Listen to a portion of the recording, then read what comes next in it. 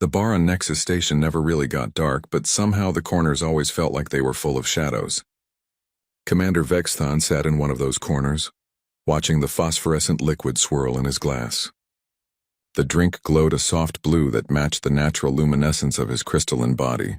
He had been coming to this place for 3 years now, always sitting in the same spot, always alone. Tonight was different. The bar was crowded with young soldiers from a dozen different species. They had just finished their training exercises in the nearby systems and were celebrating their success. Their voices filled the air with boasts and laughter. "The Krathari fleet is the strongest in the galaxy," declared a reptilian warrior, his scales shifting from green to red as he spoke. "Our ships have never lost a battle in over 200 years. "That's because you've never fought the Morvac swarm," countered a 6-legged insectoid, clicking his mandibles. "We defeated 3 empires before joining the Galactic Council. Our hive mind tactics are unstoppable." A young Zalathi warrior, his crystalline form bright and clear with youth, joined in. "Both of you forget that the Zalathi Empire once controlled a third of known space. Our resonance weapons can shatter planets." Vexthon's form dimmed at hearing one of his own kind speak with such pride. The youngster couldn't have been more than 50 cycles old. He had never seen real war. The conversation turned, as it often did among young soldiers, to the various species they might face in combat. Someone mentioned humans, and the group erupted in laughter. "Humans," the Krathari soldier hissed with amusement. "Those soft pink creatures? They can barely survive on their own planet without machines to help them. Their bodies break if you just push them too hard." "I heard they need to sleep for 8 hours every cycle," the insectoid added. "Imagine being that weak. My kind can fight for days without rest." "They only live for about 100 years, the young Zalathi said. "Some of our weapons are older than their entire civilization. What could such primitive beings possibly do in a real war?" The laughter grew louder. Other soldiers joined in with their own jokes about human weakness. They talked about how humans needed special suits just to survive in space, how they could die from something as simple as losing too much blood, how their bones could snap like dried twigs. Vexthon set down his glass. The sound it made against the metal table was soft, but somehow everyone heard it. The crystalline commander stood slowly, his forearms unfolding as he rose to his full height of 3 meters. His body, usually a swirl of blues and purples, had gone dark, almost black. Among the Zalathi, this was a sign of deep disturbance, of memories that caused pain. "You younglings know nothing of fear," Vexthon said. His voice carried the harmonics of age and experience, resonating through the bar's atmospheric processors. The translator units everyone wore struggled to convey the emotion in his words. "You've never faced the humans in war. Pray to whatever you worship that you never do." The bar fell silent. Even the background hum of the station's machinery seemed to quiet. A few of the older veterans in the bar, the ones who had been drinking quietly in their own corners, looked up. They recognized something in Vexthon's tone. The young Zalathi warrior, bright with the confidence of youth, spoke first. "Commander, surely you exaggerate. Humans are known as traders now, diplomats. They run cargo ships and build mining stations. How dangerous could they really be?" Vexthon turned his 4 eyes to the youngster. "What is your name, youngling?" "Kexaval, Commander. 3rd Regiment Stellar Guard." "3rd Regiment," Vexthon repeated slowly. "Fresh from the academy. Tell me, Kexaval, how many battles have you fought?" "The training simulations prepared us for—" "Simulations!" Vexthon's form pulsed once, a sign of bitter amusement. "I have fought in 43 campaigns across 6 spiral arms. I have seen the Morvac swarm consume entire systems. I have watched the Krathari fleet burn worlds to glass. I have stood on planets where the void hunters left nothing but empty cities and silence." He paused, and when he spoke again, his voice had dropped to barely above a whisper. Yet everyone in the bar could hear him clearly. "But nothing in all my centuries of war frightened me like the humans did." The Krathari soldier, trying to maintain his pride, spoke up. "Commander, with respect, how could a species that can die from a simple infection be more frightening than the void hunters?" Vexthon moved toward the center of the bar, and the crowd parted before him. Other veterans were watching now, some nodding slowly. They knew. They remembered. "Sit," Vexthon commanded, gesturing to the tables around him. "All of you, sit. You want to know about humans and war? I will tell you. I will tell you why, 15 years after the war ended, I still see their faces when I enter sleep cycle. I will tell you why veteran soldiers of the greatest militaries in the galaxy will cross the street to avoid passing too close to a human. The young soldiers looked at each other, uncertainly, but began to gather around. Some pulled chairs from other tables. The bartender, old Morvac, whose compound eyes had seen too much, dimmed the light slightly and stopped the music. He had heard versions of these stories before. Vexthan returned to his table and picked up his glass again, staring into the glowing liquid. The human-Zalathi War lasted only 3 standard years. In our empire's history, it is barely a footnote. We have had border skirmishes that lasted longer, but those 3 years changed everything. A few more veterans had moved closer, drinks in hand. One of them, a scarred Krathari whose scales were more white than green with age, spoke up. I was at Kepler 442b. Vexthan's form flickered in recognition. Then you know what? Keksaval asked, his brightness dimming with uncertainty. That humans don't fight wars like we do, the old Krathari said. They don't fight for glory or conquest or even survival. They fight like something else entirely. Like what? Someone asked from the crowd. Vexthan was quiet for a long moment. Around them the station continued its rotation, artificial gravity holding them all in place, but it felt like the universe had paused to listen. Like demons, Vexthan finally said. Like the vengeful spirits from every species' darkest myths. They fight like creatures that know they're going to die and have decided to make that death mean something terrible. The commander took another sip of his drink, then set it aside. It started with Kepler 442b, a small human colony, maybe 3 million souls. Farmers mostly. Some scientists studying the local ecosystem. A few military observers, but nothing significant. The Zalathi Empire decided we needed that system for its resources. It should have been a simple annexation. 3 days, maybe 4, and it would be ours. He paused, his 4 eyes focusing on something beyond the bar, beyond the station, looking back through years to a place he wished he could forget. The siege lasted 3 months. 1 human battalion, 600 soldiers held off our entire 3rd Legion. 12,000 of the Empire's finest warriors against 600 humans who knew they were going to die. But how? The young Zalathi asked. Our weapons, our shields, our technology. That was our first mistake, Vexthan interrupted. Thinking that wars are won with superior technology. Humans taught us otherwise. They taught us that wars are won by whoever is willing to go furthest into the darkness. And humans? Humans were born in that darkness. They evolved in it. They made it their home. The bar was completely silent now. Even the usual sounds of the station seemed muffled, as if the universe itself was leaning in to hear what came next. Let me tell you about Kepler 442b, Vexthan began, his voice taking on the rhythm of a storyteller who has told this tale to himself 1,000 times in the dark.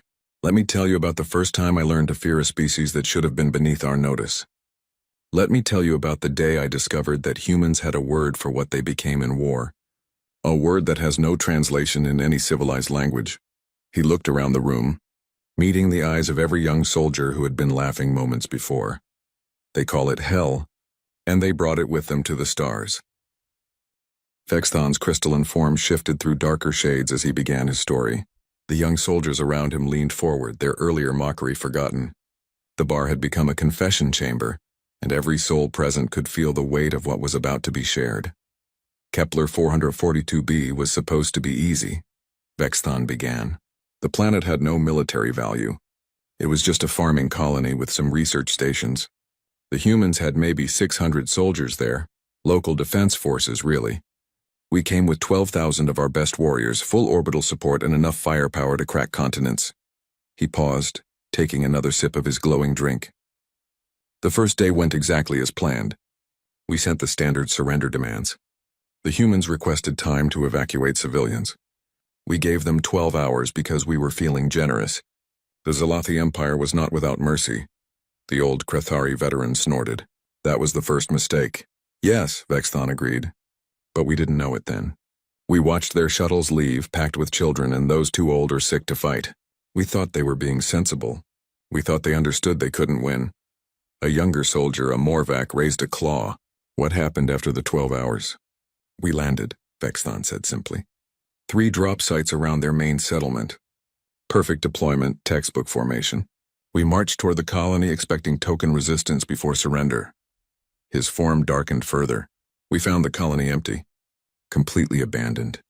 Doors left open, meals still on tables, but no humans. Just a single message painted on the side of their command center. What did it say? Keksaval asked. You should have left us alone. The temperature in the bar seemed to drop. Several of the younger soldiers shifted uncomfortably. We thought they had fled into the wilderness, Vexthon continued. Our commanders laughed. They called the humans cowards. We set up our base in their colony using their own buildings. That was the second mistake. The commander's 4 eyes closed briefly, remembering. The first night, nothing happened. We posted guards, set up our perimeter, and settled in. The second night, that's when it started. Music. They played music from hidden speakers all around our camp, not war drums or battle hymns. Children's songs. Lullabies from Earth. Why would that be frightening? Someone asked. Have you ever heard a human lullaby? Vexthon asked. They sing their children to sleep with songs about death. Rockabye Baby, where the infant falls from a tree. Ring Around the Rosie, about a plague that killed millions. They prepare their young for death from birth. But that wasn't the worst part. He gestured with one of his forearms, and his form pulsed with remembered distress. The songs were mixed with something else. The crying of Zalathi younglings. Somehow they had recordings of our own children in distress. The sound frequency was perfectly tuned to trigger our parental protection instincts. Soldiers started breaking formation, searching for younglings that weren't there. Some went mad in the night, attacking shadows. The bar was completely silent except for Vexton's voice. We found the speakers and destroyed them. The next night they used new ones. We sent patrols to hunt them down. The patrols never came back. We found them later unharmed but unconscious, with messages carved into the ground beside them. Go home. Last warning. We don't want to do this.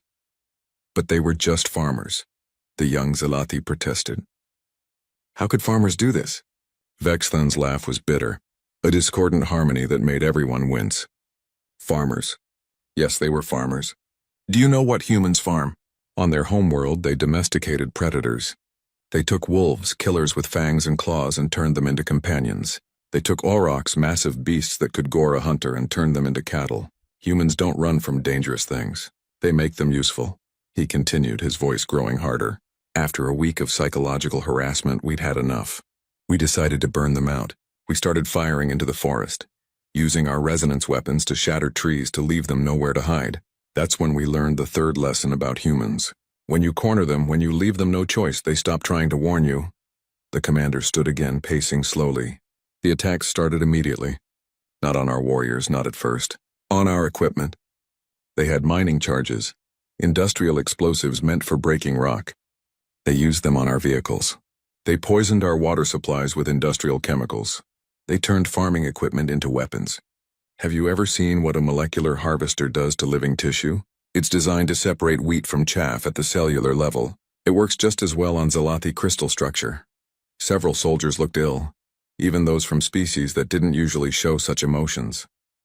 We still outnumbered them 20-1, Vexthon said. So we pressed forward. We had to show strength. The Empire's reputation demanded it.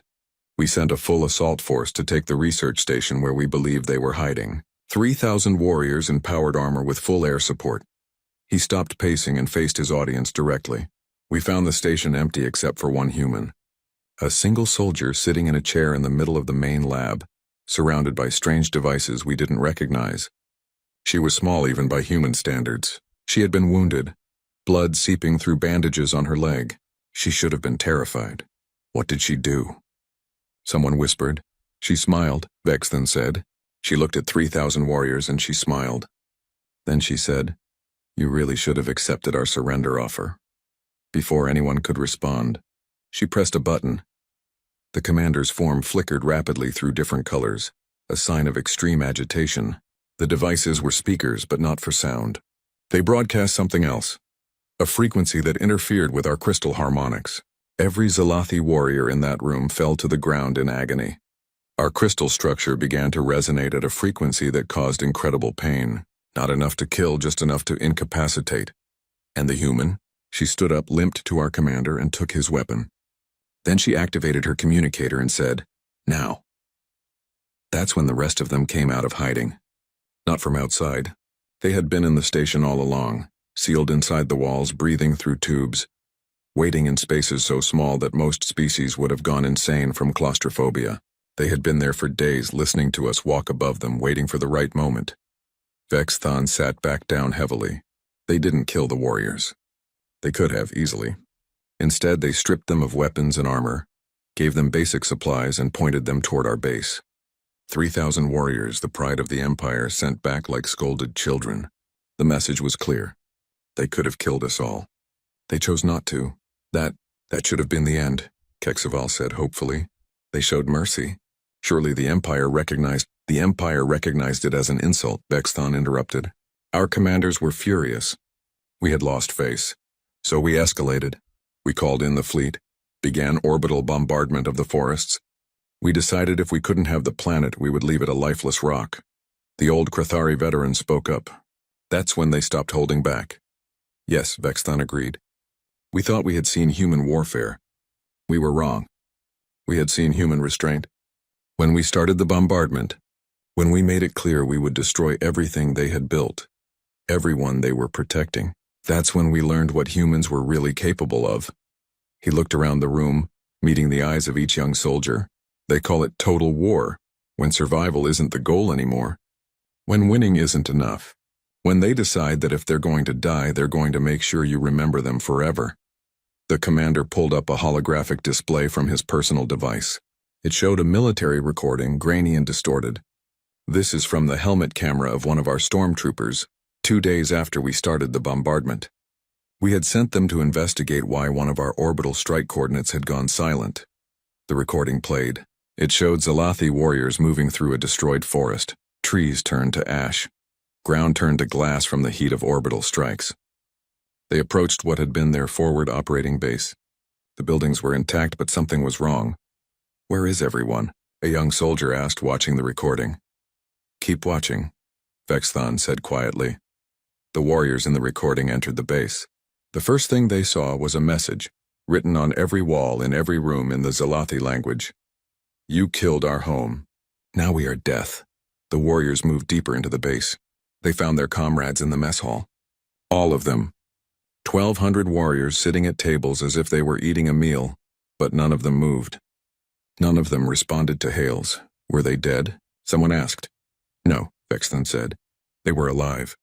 But the humans had done something to them. A paralytic agent in the food supply. Something that shut down voluntary movement but left them conscious. They could see, hear, feel everything, but they couldn't move, couldn't speak. The effect lasted for weeks. The recording continued. The rescue team tried to help their paralyzed comrades, but then alarms started going off. Environmental warnings. The base's life support had been sabotaged. But not to fail immediately. It had been reprogrammed to slowly replace the oxygen with carbon monoxide, slowly enough that they wouldn't notice until it was too late. The silence in the bar stretched on after Vexthon finished his account of Kepler 442b. Several of the younger soldiers had ordered stronger drinks. Others sat staring at nothing, trying to process what they had heard. The old Krathari veteran who had confirmed being at that battle was slowly scratching patterns into the metal table with one claw, lost in his own memories. Finally, the young Zalathi, Kexaval, spoke up. His crystalline form had dimmed considerably since the start of the story. You mentioned other incidents. The ghost ship. What was that? Vexthon looked at him for a long moment.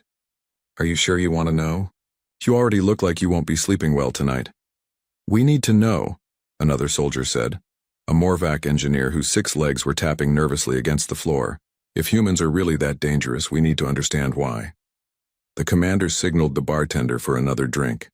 The old Morvac brought over a full bottle this time, setting it down without a word. He had heard these stories before in pieces from other veterans. He knew Vexthon would need it. The ghost ship, Vexthon began, pouring himself another glass of the glowing liquid. It happened 6 months after Kepler 442b. The war had spread by then. What started as a single system dispute had become a proper conflict. The humans were angry about our bombardment of their colony. We were angry about the humiliation they had caused us. Both sides were mobilizing. He took a sip, then continued. I was commanding a battle group in the Sigma Draconis system. We were hunting human supply ships, trying to cut off their logistics. War is won by supply lines as much as battles, and we thought if we could isolate their forward bases, They would have to surrender. Sound strategy, one of the military academy graduates commented. It would have been, against any other species, Vexthon agreed. But we were still learning about humans. We found one of their ships drifting near an asteroid field. The Perseverance, a medium-sized cargo vessel according to our scans. No engine signature, no power readings except minimal life support. It looked like it had been attacked by pirates or suffered some catastrophic failure.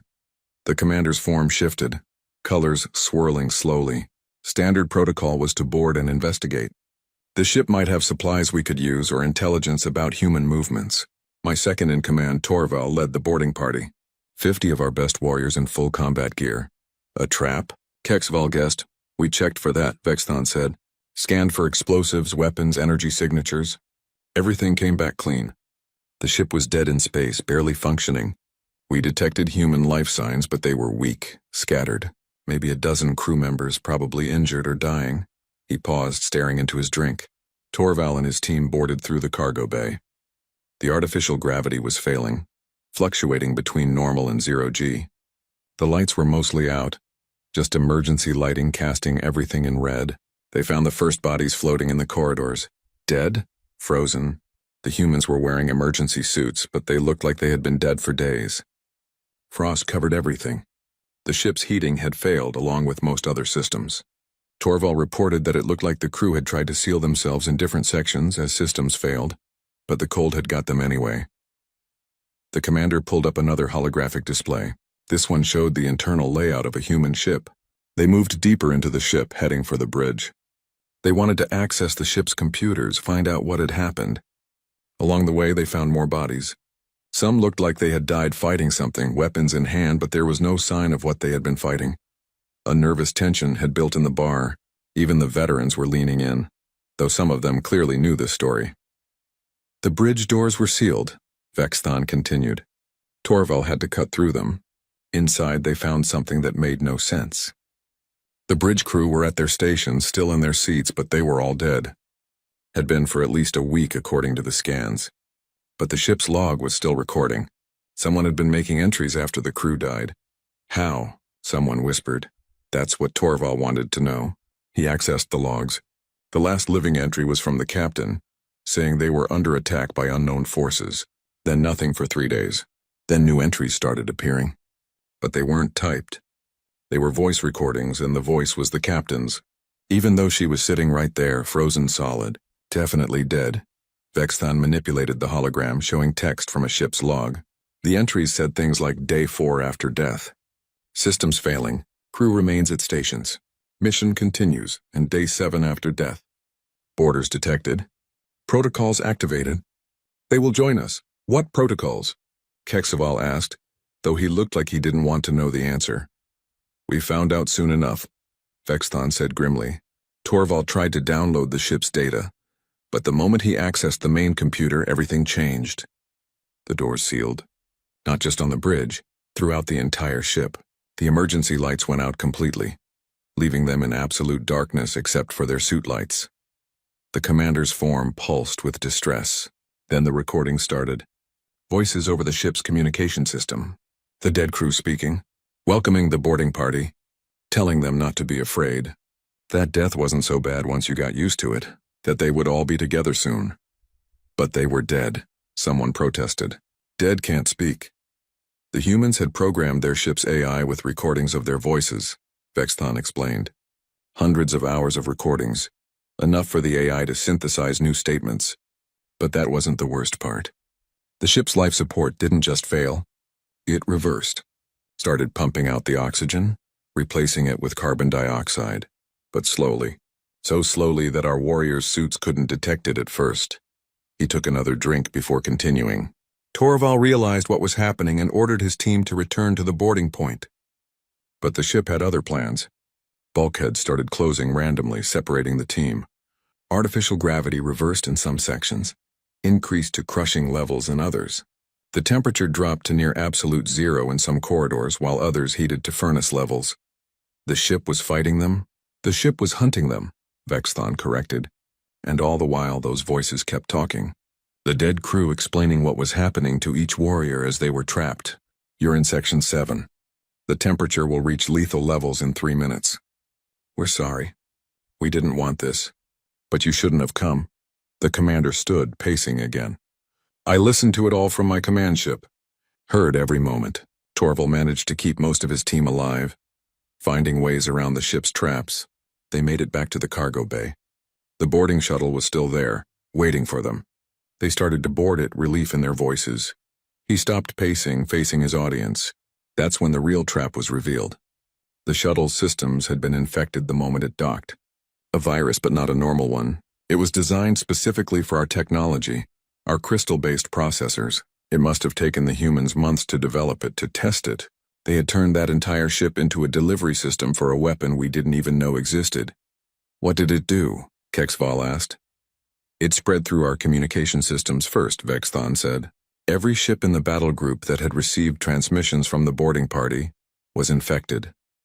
The virus didn't destroy our systems. It changed them. Made them see human life signs where there were none. Made them ignore Zalathi distress signals. Made them target our own ships as enemies.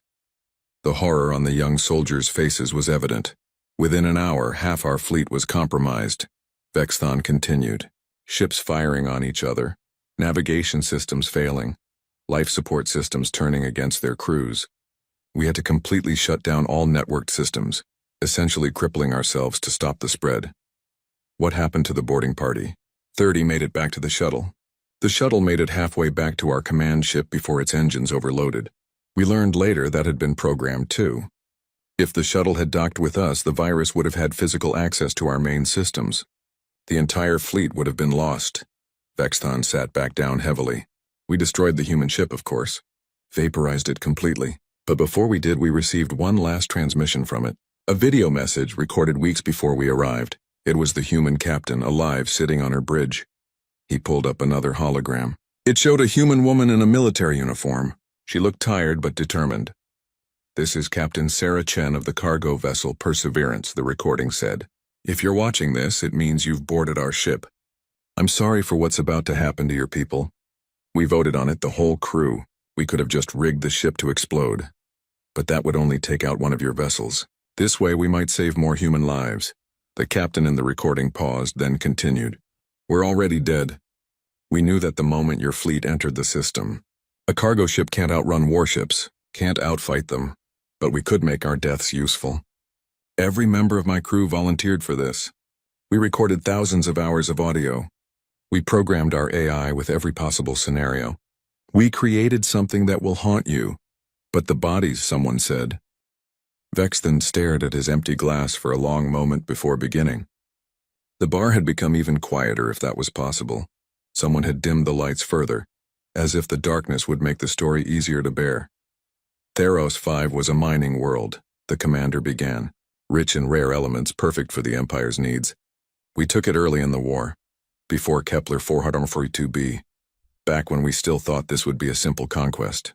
There was a human research station there, about 3,000 scientists and support staff. They surrendered immediately when our fleet arrived. Smart, one of the younger soldiers commented. We thought so too, Vexthon said. We needed miners, and humans were physically capable of the work. So we kept them as laborers.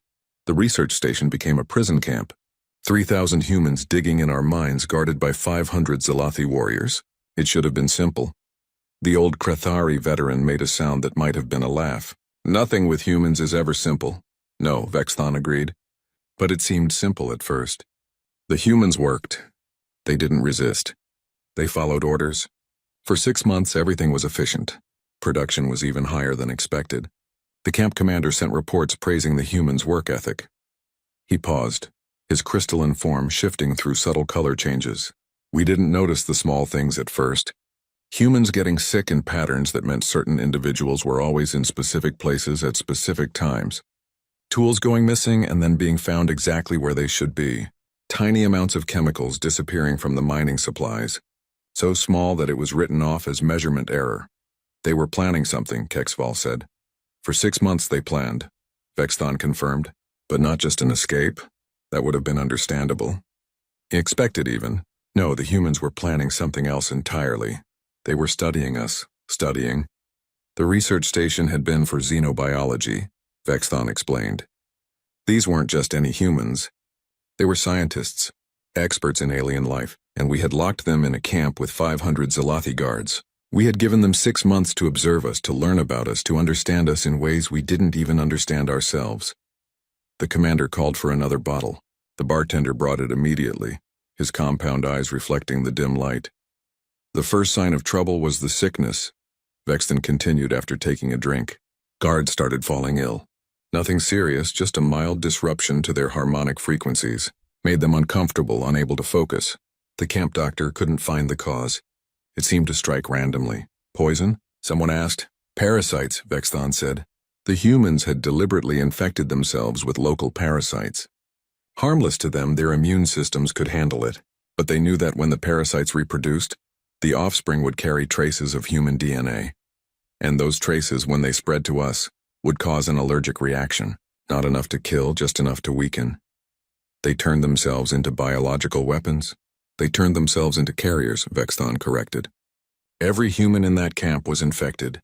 Every breath they took released microscopic parasites.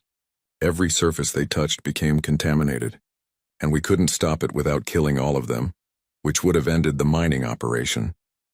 He took another sip, but that was just the beginning. While the guards were dealing with the sickness, the humans implemented Phase 2. They had been teaching the local wildlife to associate our crystalline harmonics with food. What wildlife? Kexfile asked. It was a mining world. Tunnel rats, Vexathon said. Small, nearly blind creatures that lived in the mine shafts. Normally they avoided anything larger than themselves, but the humans had been training them for months. Using stolen food, specific sounds, conditioning them. One night, thousands of them swarmed the guard barracks. They didn't attack us. They just wanted the food they had been trained to expect. But having thousands of creatures crawling over you through your sleeping quarters, it was... He paused, shuddering slightly. It was psychological warfare. Guards couldn't sleep. Couldn't rest? The rats would disappear during the day and return at night. We tried to exterminate them, but they lived too deep in the mines. We tried sonic barriers, but the humans had trained them to ignore those frequencies. So you had 6 sleep-deprived guards, the Krathari veteran said. That's when they made their real move. Yes, Vexthon said. But not an escape. Not an attack. They did something far worse. They started a religion. The confused looks around the bar would have been amusing in other circumstances. A religion? Someone asked. They called it the Church of Inevitable Liberation, Vexthon said. They held services every evening after work. Singing, mostly. Human songs about freedom, about endurance, about hope. We allowed it because it seemed to keep them calm. We didn't understand human religion. We didn't understand what they were really doing. He pulled up another hologram, this one showing surveillance footage from the camp. Humans standing together singing, their voices harmonizing in ways that seemed impossible for individual beings. They were synchronizing, Vexthon explained. Every human in that camp learned to breathe in unison, to move in unison, to think in unison. They turned 3,000 individuals into a single organism with 3,000 bodies, and they did it slowly over months, so we never noticed the change. That's not possible, a young Morvac engineer protested. Individual minds can't just merge. They didn't merge, Vexthon said. They synchronized, like a school of fish or a flock of birds, each one still individual but moving as part of a whole. And once they achieved that synchronization, they started the next phase. They began to sing specific frequencies. The same frequencies that were making the guards sick? No, Vexthon said. Frequencies that resonated with crystalline structures. With our structures. They had studied us for months, learned exactly what sounds would affect us.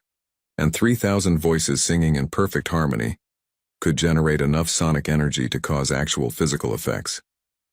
He showed another piece of footage. Zalathi guards clutching their heads, their crystalline forms fracturing slightly at the edges.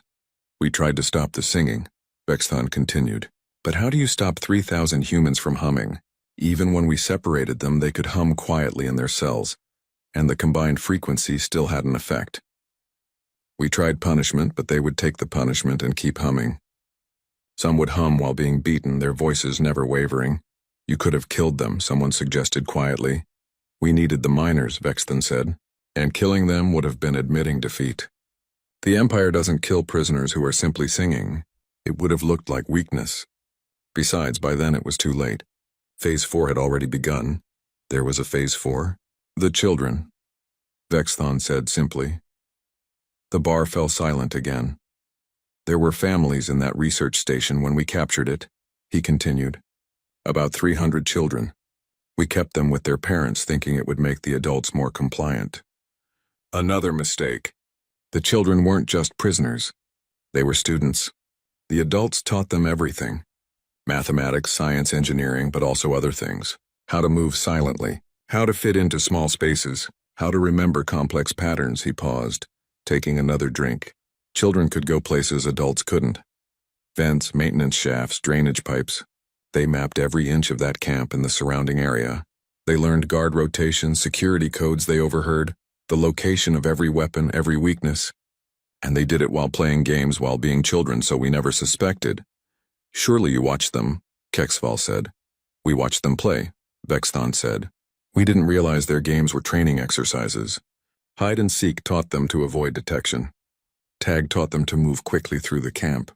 Simon Says taught them to follow complex instructions without hesitation. Every game had a purpose. When did you realize? Someone asked. When the uprising began, Vexthon said. One night after the singing, everything happened at once. The children had sabotaged every alarm system using nothing but stolen wire and their own saliva, which apparently conducts electricity. The adults moved in perfect coordination, 3,000 people acting as one. They didn't attack the guards. They simply surrounded them, moving in patterns that herded them into specific areas. He showed more footage, humans moving like a liquid, flowing around obstacles, always maintaining specific distances from each other. They had turned themselves into a living prison, Vexthon explained. Each guard was surrounded by exactly 17 humans at all times, maintaining a precise distance. Close enough that the guard couldn't use ranged weapons without hitting multiple targets, far enough that they couldn't grab anyone. And they hummed. That continuous horrible humming that made our crystal structures ache. How long did this last? 72 hours, Vexthon said. For 3 days they maintained perfect coordination. No human slept. They had trained themselves to sleep in shifts while standing, some sleeping while others in their group stayed awake, all while maintaining the formation. When guards tried to break free, the humans would simply flow around them, reforming the prison. What about supplies? Food? Water? The children, Vexthon said. Vexthon didn't sit back down. He stood at the table, his forearms resting on its surface, his crystalline form now showing deep veins of black and purple that spoke of memories that caused actual physical pain to recall. The other veterans in the bar had moved closer, forming a loose circle around the gathered soldiers. They knew this last story. Some had lived it. The war had been going for 2.5 years, Vexthon began. Both sides had lost much. Worlds burned, fleets destroyed, entire populations displaced. But strategically, the Empire was winning. We had more ships, more soldiers, more resources. The humans were brave, clever, terrifying even, but they were running out of options. He straightened, his form pulsing slowly. That's when our intelligence service intercepted communications about something called Project Ragnarok. We didn't know what it meant. Ragnarok was a word from their mythology, something about the end of the world. We assumed it was desperation, one last superweapon they were trying to build. Was it? Kexval asked. Yes and no, Vexthon said. We captured a human data courier near Proxima Centauri. The ship was carrying encrypted files, technical specifications. It took our best code breakers weeks to decrypt them. When they did, they thought it was a mistake. The files didn't describe a weapon. They described a modification to their faster-than-light drives. The Morvac engineer perked up. FTL drives can't be weaponized. The energy requirements alone. That's what we thought, Vexthon interrupted. But the humans weren't trying to weaponize the drives themselves. They were planning to weaponize the ships. Every human vessel, civilian and military, would have their FTL drives modified with a specific protocol. If triggered, the ship would jump to FTL on a collision course with a target. Any target, planets, stations, other ships. But the ship would be destroyed, someone said. Yes, Vexthon confirmed. But do you understand what happens when an object traveling faster than light hits something? It's not just an explosion. It's a space-time rupture. A single small ship could crack a moon. A cargo vessel could destabilize a planet's core.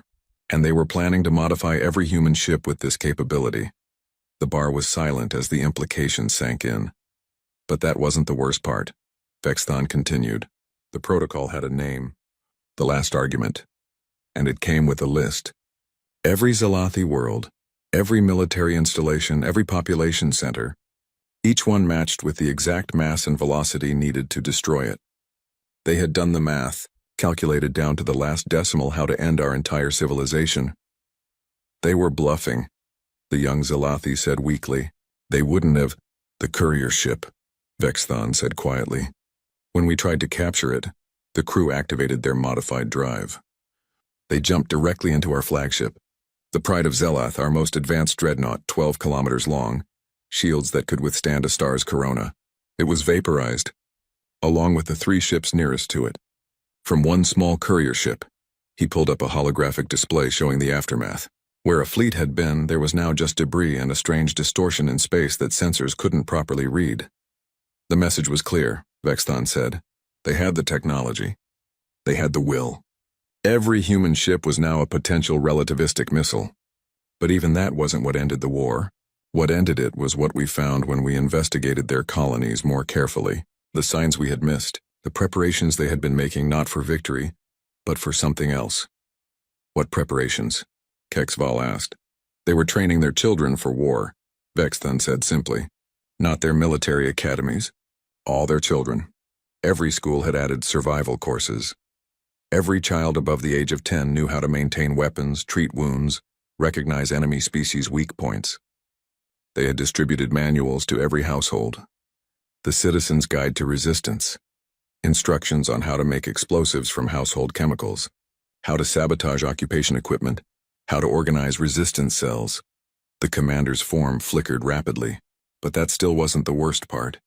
We found shipping manifests, medical supplies being distributed to every human world, specific medical supplies, drugs that would suppress fear responses, increase aggression, reduce the need for sleep, enough doses for every human above the age of 14. They were going to drug their entire population? Someone asked, horrified. If necessary, Vexthon said. They called it the Berserker Protocol. Every human of fighting age would be chemically modified to feel no fear, no pain, no hesitation. They would fight until their bodies literally couldn't function anymore, and then the next generation would take their place. He showed another document. This was from their military command. A projection of casualties if the war continued. They estimated they would lose 80% of their population in the first year of the Berserker Protocol. They considered this acceptable. Acceptable? Kexval's voice cracked.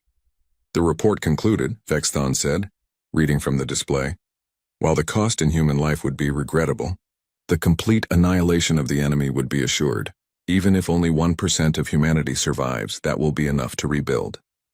The enemy will have no such opportunity. The old Krathari veteran spoke up. Tell them about the vote. Vexthon nodded slowly. When this information reached the Empire's War Council, they called for an immediate session. Every general, every admiral, every strategic advisor. We spent 3 days reviewing the intelligence, running simulations, trying to find a way to win against an enemy that was prepared to turn every ship into a weapon, every adult into a berserker, every child into a soldier. The simulations, he continued, all came to the same conclusion. We could win. We could conquer human space. But the cost would be the destruction of 70% of our own worlds, 90% of our fleet, and casualties in the billions. And at the end, we would have gained nothing but dead worlds and the hatred of any surviving humans, who would never, ever stop fighting. So you voted for peace, someone said. We voted for survival, Vexthon corrected. But the humans weren't done teaching us. When our ambassador went to negotiate, the human representative, a small elderly female named Ambassador Chen, brought a box with her. Inside were datapads, thousands of them, each one containing a message from a human who had volunteered for the suicide missions. Personal messages, to their families, their children, their friends. The commander's voice dropped. She made our ambassador read them. All of them.